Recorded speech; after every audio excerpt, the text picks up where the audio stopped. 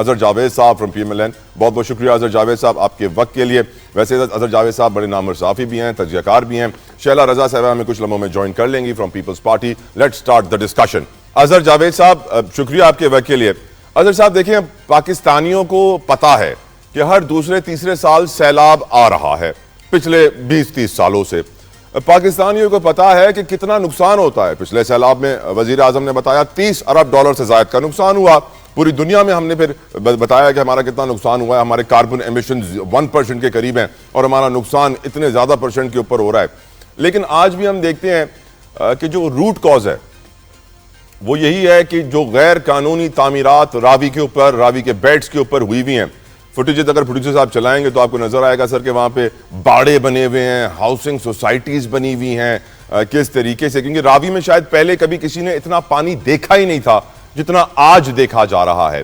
تو اظہر صاحب آپ کی نظر میں, پرائم منسٹر تو کہتے ہیں چھوٹے ڈیمز بنانے چاہیے, آپ کی نظر میں ہم کس طرح اس صورتحال کے لیے تیار ہوں تاکہ اگلے 2-3 سال کے بعد جب سیلاب آئے تو ہماری سچویشن آج کی سچویشن سے بہتر ہو؟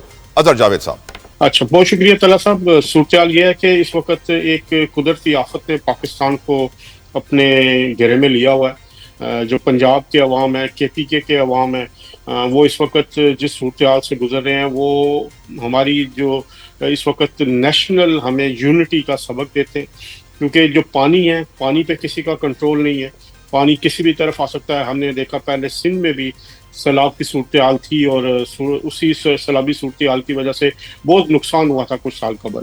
اس ساری صورتحال میں جو پنجاب حکومت کام کر رہی ہے یا KPK کی حکومت نے کیا, جو ان کے پاس دستیاب وسائل تھے اس کے مطابق وہ لوگ اپنے کام میں لگے رہے. لیکن اس سے ایک چیز ہمیں سیکھنی پڑے گی, کیونکہ کلائمیٹ چینج کی وجہ سے وہ جو ان ایکسپیکٹڈ ویدر ہو جاتا ہے, جو ان ایکسپیکٹڈ پانی کا بہاؤ ہوتا ہے, کلاؤڈ برسٹ ہوتے ہیں, تو اس کے لیے ایک فارورڈ پلاننگ کی ہمیں ضرورت ہے. اور ہمارا یہ سبق ابھی سے سیکھ کے, جیسے ترقی یافتہ ممالک میں ہوتا ہے کہ وہ ایک اپنی اسٹریٹجی ڈیوائز کرتے ہیں, اس کے مطابق چلنا پڑتا ہے. تو سب سے پہلے تو تمام سیاسی جماعتوں کو, تمام جو لوگ ہیں ان کو چند دنوں کے لیے اپنی سیاست کو سائڈ پہ رکھ کے ان فیکٹریز کی بحالی کے لیے کام کرنا چاہیے.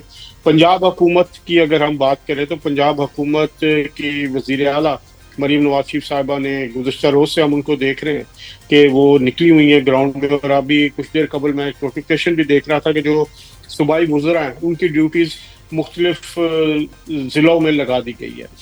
لیکن یہ سیلاب کی تباہ کاریاں اتنی زیادہ ہے کہ اس پر اکیلے قابو پانا جو ہے وہ ممکن نہیں. اور سب سے بڑی بات اب بھی جاری ہے, جو بھارت کی طرف سے ہے, وہ ان کی جو پاکستان کے خلاف ایک جنگ کا اعلان کیا تھا اس کا ایک حصہ قرار دی جا سکتی ہے.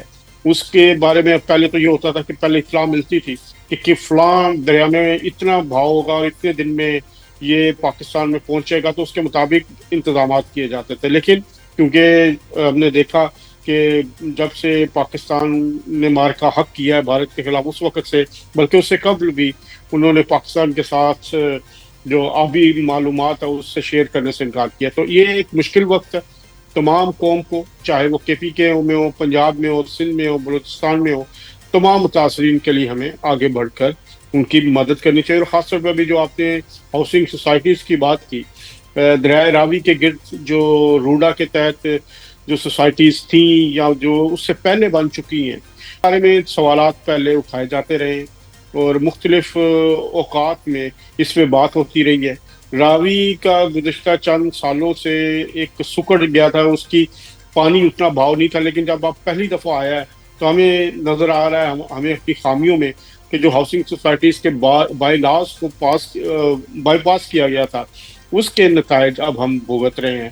تو وہ یہ اگلے چند ہفتوں میں حکومت کو چاہیے کہ وہ اس بارے میں بھی پوری انویسٹیگیٹ کرے, اور جو لوگ اس میں ملوث پائے جاتے ہیں نہ صرف ان کو سزا ہو بلکہ فیوچر کے لیے بھی اس بارے میں ہمیں جو ہے وہ جو بائی لاز میں ہے ان میں چینجنگ کرنی چاہیے. بالکل ٹھیک.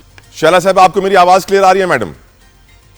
بس آ رہی ہے تھوڑی بہت، کوشش اللہ کا کروں گی شکر. آپ کو reply کرنے کی. ملک میں سیلابی صورتحال ہے، یہ تھوڑی بہت بھی اس وقت کافی ہے میرے خیال سے. میڈم یہ بتائیے کہ مریم نواز صاحبہ کی پرفارمنس کافی لوگ تعریف کر رہے ہیں، جس طریقے سے وہ صبح سے ایکٹیو نظر آ رہی ہیں، ان کی ٹیم ایکٹیو نظر آ رہی ہے، کام کر رہے ہیں آن گراؤنڈ. ساتھ ساتھ جو سیلابی صورتحال ہے، وزیر اعظم کہتے ہیں کہ ہمیں نئے ڈیم بنانے چاہیے، چھوٹے ڈیم وقت کی ضرورت ہے. اور ہم جانتے ہیں کہ جب نئے ڈیم اور نئی نہروں کی بات ہوتی ہے تو سندھ کے بڑے ریزرویشنز ہیں جن کو ہمیشہ کنسرن کرنا چاہیے، ان کے اوپر بات کرنی چاہیے. آپ کی نظر میں میڈم ہم کس طرح تیار ہو سکتے ہیں اگلے سیلاب سے پہلے؟ کیا ڈیمز ناگزیر ہیں؟ Is there any other way? What do you recommend Sheila صاحبہ؟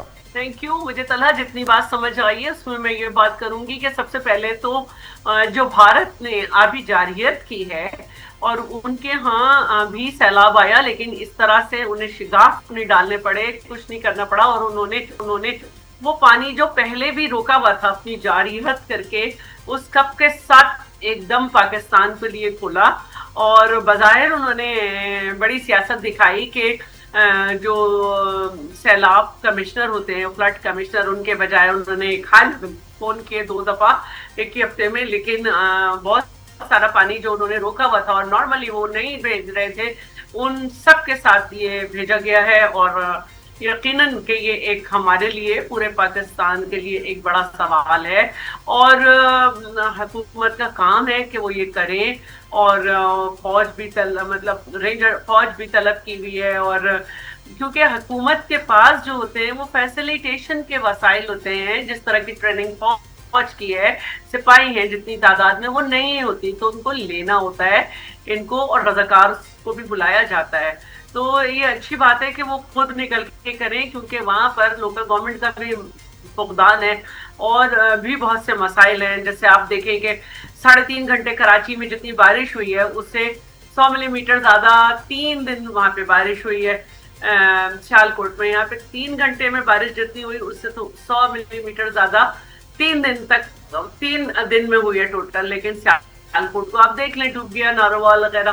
لیکن بات وہی ہے کہ اس وقت ہمارا مسئلہ یہ ہے کہ سندھ حکومت نے بھی انہیں آفر کی ہے کہ جو ریسکیو کے مسائل ہیں، اور اس کے علاوہ بھی اگر خوراک وغیرہ کے، جیسے ہم نے کے پی میں بھیجے 15 ٹرک، اس طرح جو بھی مسئلہ ہے ہمارا صبح حاضر ہے، کیونکہ لوگ ادھر ہو یا ادھر ہو، لوگ تو ہمارے ہیں اور ہمیں ان کو دیکھنا ہے ہر حال میں. جب دوسرے ممالک میں بھی کچھ ہوتا ہے تو ہم اس وقت بھی مدد کر رہے ہوتے ہیں، اور یہ تو ہمارے اپنے لوگ ہیں.